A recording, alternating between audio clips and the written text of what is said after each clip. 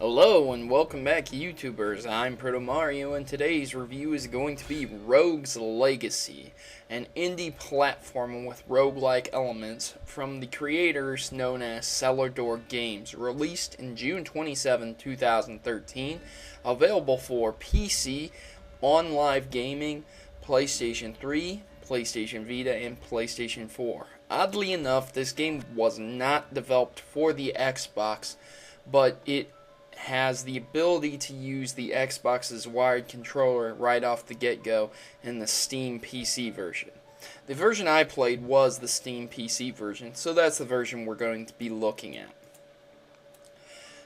The game Rogue Legacy in the beginning may seem a little bit too much at first. And of course, in the top left corner, you'll notice right off the bat that you're at level 0.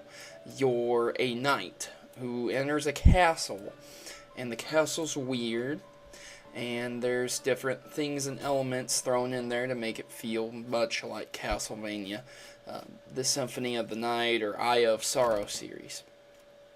If you've never played a Castlevania game, then you won't know what I'm talking about, but as soon as you see the gameplay that's in this game, you'll know exactly what I'm talking about if you're into Castlevania games that have Metroidmania or Metroidvania. It's a very Metroid-esque style of gaming, Castlevania style of gaming. To the point where if you hit certain chandeliers and get lucky, it'll drop a piece of chicken. So, how does this Castlevania-like clone get by and not just completely rip off Castlevania? Well, it adds in a weird element. Every time you die, you don't get the same character. In fact, you'll start off with a new character that has 3 different traits. And this is the genius in the game. These 3 traits may or may not affect your gameplay in a drastic manner. For example, some of these traits cause you to be farsighted or nearsighted. Other traits cause you to have extreme flatulence whenever you jump, and another trait may or may not make you colorblind. Some of these traits are very helpful. One doesn't allow you to have a pulse in your feet, which prevents spike traps from going off, whereas others can cause some serious problems like vertigo, where you're completely upside down on the screen. A challenge indeed playing this game, but nevertheless a fun challenge indeed. It'll keep you coming back, but the traits aren't the thing that definitely holds this game. No, the fact that the game and the castle itself resets every single time you play it. There is an ability that you can use known as the Architect, where you can sacrifice some of the profit you'll make when you enter the castle for a same castle layout. So for example, if you get pretty far in the game, you can use this ability to lock it in place, and you'll be able to get through to wherever you left off. Due to that fact, it allows you to continue on and get further and further, but remember, you're cutting your profit margins, which may or may not be a serious problem for you, because Rogue Legacy depends excessively on a grind. If you are extremely good at platforming games like this, you will be able to beat the game with a level 0 character. I have seen it done.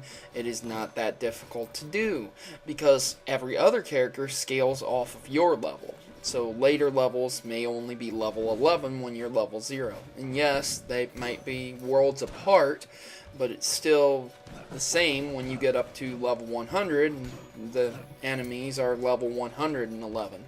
It's just a matter of how much the gap is. So it's very similar in that regard. But as you progress along, you'll be able to get money. Enemies drop money, and breaking chandeliers, leaves, trees, cages, things of that nature will render money also. There are chests in the game that always present challenges where you will unlock blueprints These blueprints can be used in a blacksmith to produce new sets of armor, and there are runes that you will unlock in special fairy chests that require you to do an extremely harder challenge that allow you to unlock an enchantment for each individual armor piece you have on. Only one enchantment per armor piece. And it's not like the games where each individual armor piece is enchanted. No, it's just the armor pieces themselves. So you can always have 5 enchantments on, and you never lose or gain new armor depending on the enchanting. So basically, the enchantress is just extra abilities for each piece. So you have 5 extra abilities. At first that confused me, and I thought if I enchanted armor I would lose that armor later on when I selected a new piece of armor, but that's not how this game works. As you progress along you will get new armor, but being heavily into the game, I still haven't unlocked half of the armor. So to say the least, this game definitely has an excessive amount of armor that you can equip. Being a high level doesn't necessarily mean you'll succeed either. Yes, the first part of the castle is probably the easiest, and then you'll go to the gardens, the tower, and finally the basement before unlocking the giant door right in the first level that contains the final boss. But that doesn't necessarily mean that the tower and the basement become significantly easier. Depending on the character class that you select when you die, depends on how drastically different your character can be. You can get a ninja, a barbarian, a lich, a paladin, and a spelunker. And each character has their strengths and weaknesses, along with an archmage as well. The archmage has an excessive amount of mana and magic attack, whereas regular attack is nothing. The lich allows you to convert your HP into mana, and it constantly gains HP. So there's ups and downs, but even with each class's unique ability, like the barbarian's shout and the paladin's shield, it really depends on how well those percentages work out. For example, the barbarian has 75% attack, 150% HP, and whereas the ninja or shinobi or hokage has 150% attack and I believe 50 or 75% MP and defense. So it's really how you use that. This game has only 5-6 bosses if you count the final boss. So do remember, it is not the lengthiest game, but it does provide many hours of gameplay, as you will die over and over again. The castle is filled with traps and things of that nature, so just never forget that and you will be perfectly fine. I really like Rogue Legacy in the regards to it's never the same. Some games like Rogue Legacy may be more fun when they're same, and you have that option to lock down the castle every time. However, I feel that the genius is in the different people that you can get in the beginning that work with the randomizing of the castle. The final part that causes you to keep coming back is that at the entrance of the castle there is a man known as Sharon, aka Death. He will take all your gold when you enter in the castle, so that if you have any left over from your death that you haven't spent, he will take it. This encourages massive amounts of spending and unlocking of different things. In the beginning, before you enter the castle in the manor, you're able to unlock different things like character upgrades like physical attack, armor, things of that nature, and of course, as I stated before, you can unlock armor, runes, and that different types of things.